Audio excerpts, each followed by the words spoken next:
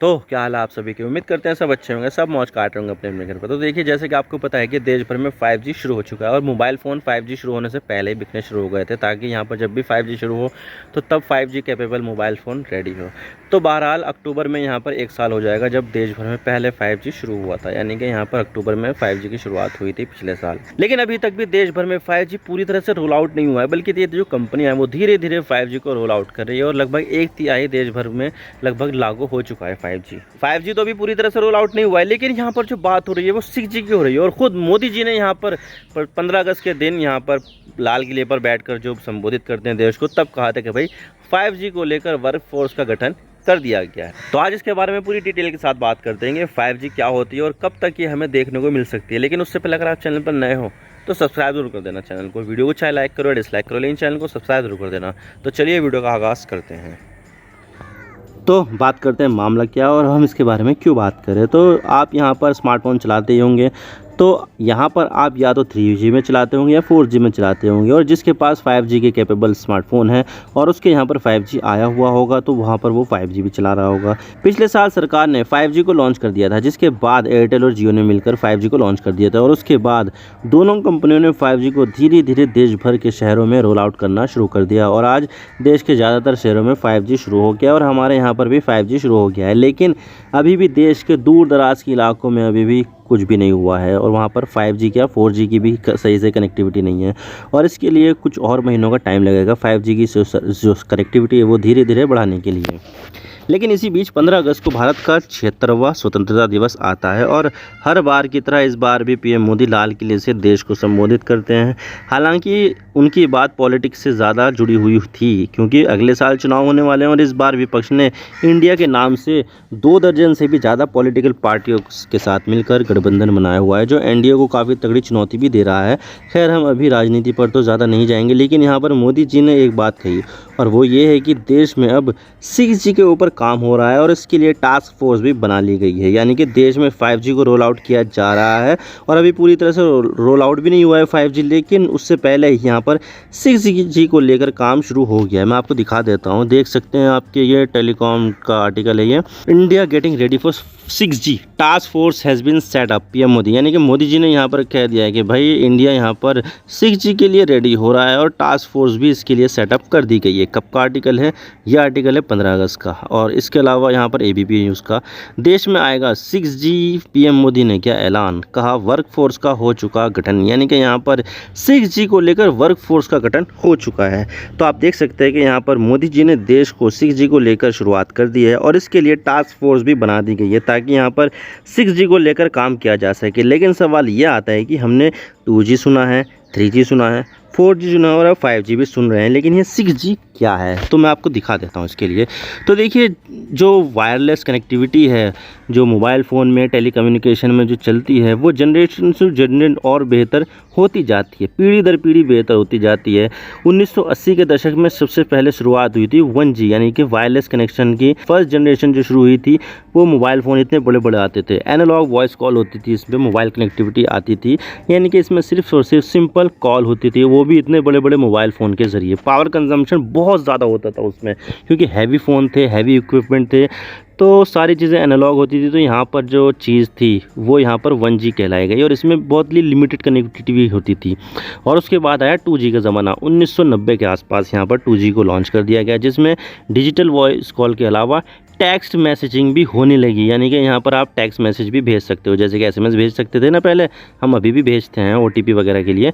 तो यहाँ पर टेक्स्ट मैसेजेस की शुरुआत 2G के ज़रिए हो गई और इसमें बेसिक डेटा सर्विस भी मिलती थी, जैसे कि कोई टेक्स्ट फाइल को ओपन करना या फिर कोई पिक्चर्स देखना, फेसबुक वगैरह चलाना, थोड़ा छोटा मोटा जो काम है वो डेटा का वो करना।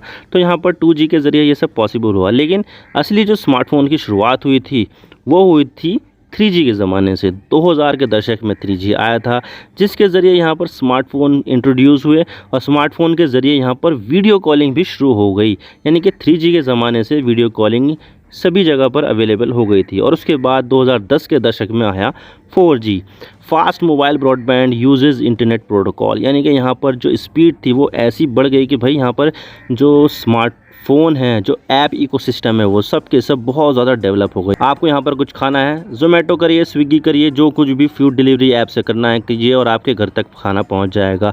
मैप देखना आसान हो गया यहाँ पर, और भी बहुत सारी ऐसी चीज़ें आसान हो गई जो पहले 3G में 2G में पॉसिबल ही नहीं थी। यानी कि 4G ने यहाँ पर पूरी तरह से रिवॉल्यूशनराइज कर दिया पूरे सिस्टम को यहाँ पर। और यहाँ पर fast streaming, online streaming, OTT बहुत ज़्यादा यहाँ पर बढ़ गई 4G के आने से।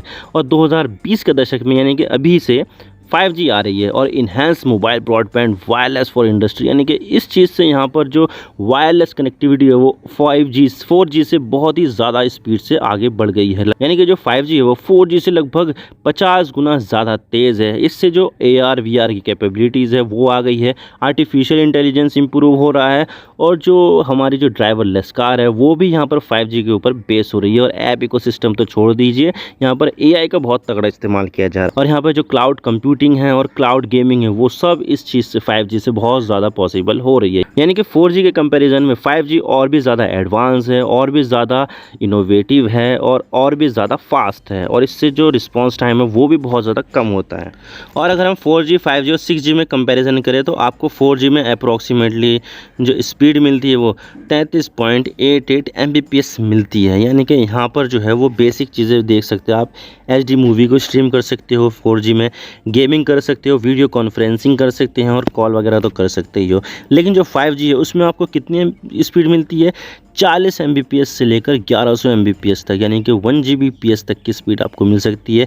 IoT devices, internet of thing वाली, जैसे कि स्मार्ट वेयरेबल हो गए, बहुत सारी चीज़ें यहाँ पर IoT वाली उससे कर सकते हो। स्मार्ट मैन्युफैक्चरिंग, यानी कि जो मैन्युफैक्चरिंग प्लांट्स वगैरह है, फैक्ट्रियाँ हैं, उसमें भी इसका इस्तेमाल हो सकता है। एज कंप्यूटिंग, यानी कि जो फास्ट कंप्यूटिंग है वो आ सकता है इसमें।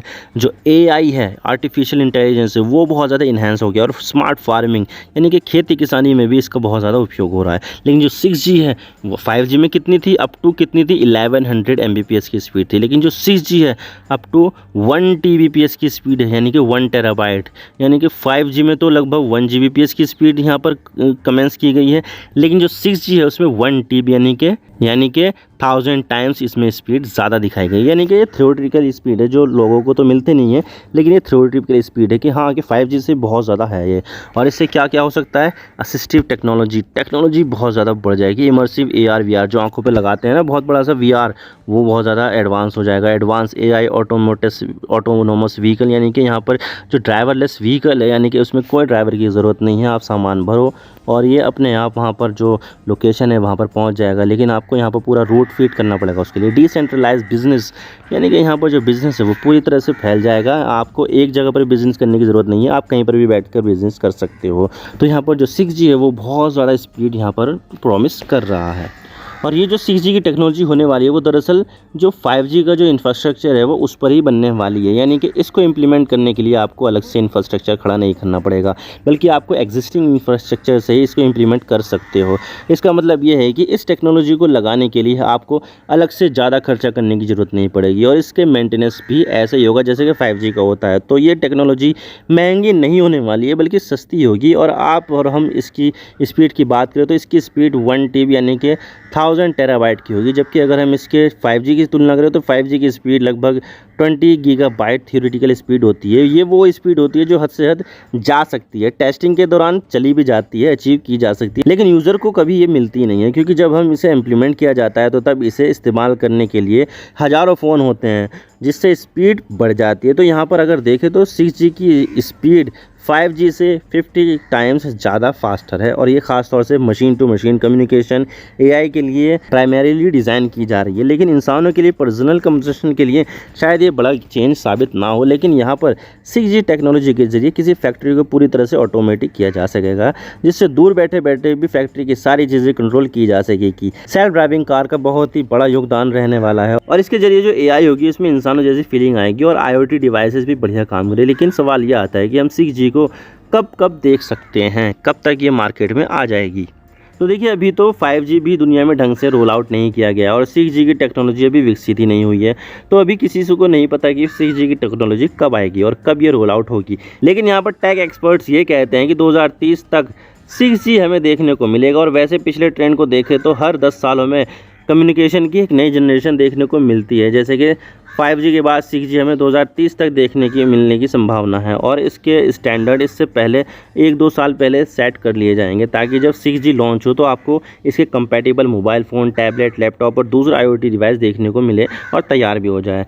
जिस तरह से 5G के आने से पहले ही 5G डिवाइस मार्केट में आ गए थे, ठीक इसी तरह से 6G के आने से पहले 6G डिवाइस मार्केट में आ जाएंगे। ब्रिटिश टेलीकॉम के चीफ टेक्निकल ऑफिसर ने ये कहा है कि जब भी कभी कोई नई जनरेशन आती है तो वो ओलंपिक के समय लॉन्च की जाती है। तो 6G के बारे में भी यही बताया जा रहा है कि 6G 2032 में होने वाले ब्रिस्बेन, जो ऑस्ट्रेलिया में है, वहाँ पर ओलंपिक होगा, तो ब्रिस्बेन ओलंपिक में देखने को मिल जाएगी।